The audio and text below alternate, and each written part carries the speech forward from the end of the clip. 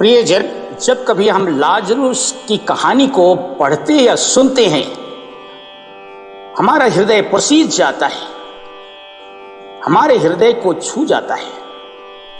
लेकिन हम प्रत्येक जन ऐसे नहीं हैं। हम में से कुछ लोग कहते हैं, मेरे साथ ऐसी बात नहीं है।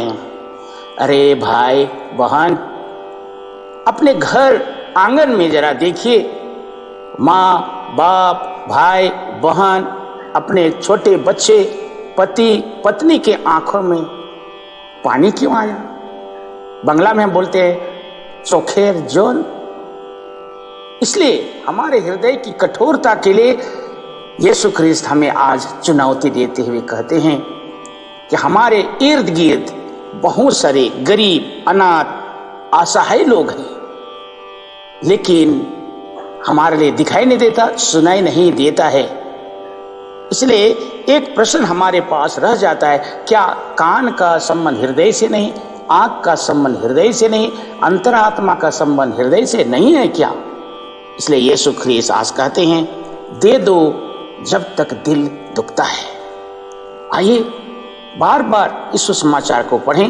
अभी एडी माँ से या सुसमाचार सुने। आज का सुसमाचार संत लूकास अध्याय 16 पद संख्या 19 से 31। यीशु ने फरीसियों से कहा, एक अमीर था जो बैंगनी वस्त्र और मलमल पहनकर प्रतिदिन दावत उड़ाया करता था। उसके फाटक पर लाजरुस नामक कंगाल पड़ा रहता था, जिसका शरीर फोड़ों से भरा हुआ था।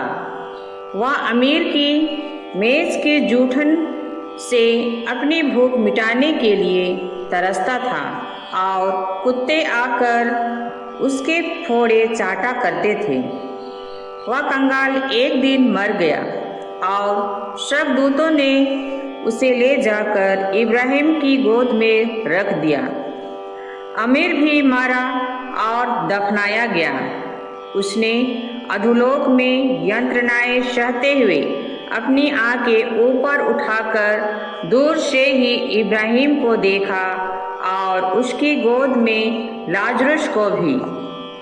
उसने पुकार कर कहा, पिता इब्राहिम, मुझ पर दया कीजिए और लाजरुस को भेजिए, जिससे वह अपनी उंगली का सिरा पानी में भिगोकर मेरी जीभ ठंडी करे, क्योंकि मैं इस ज्वाला में तड़प रहा हूँ।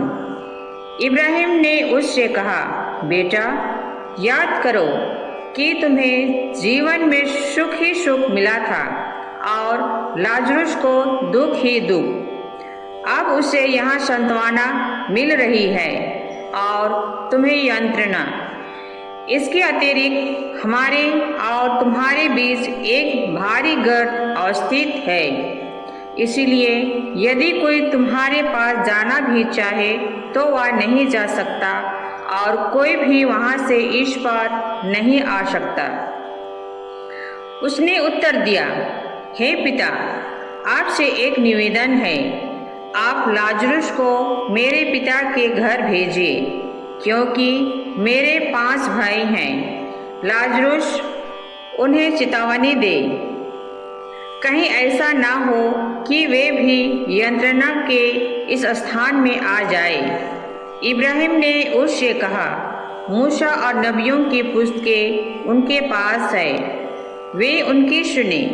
अमीर ने कहा, हे पिता इब्राहिम, वे कहाँ सुनते हैं, परंतु यदि मुर्दों में से कोई उनके पास आए तो वे पश्चाताप करेंगे। पर इब्राहिम ने उससे कहा, जब वे मूसा और नबियों की नहीं सुनते, तब यदि मुर्दों में से कोई जी उठे तो वे उसकी भी बात नहीं मानेंगे।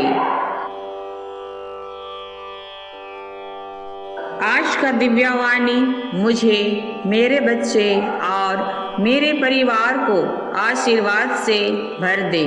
आमीन।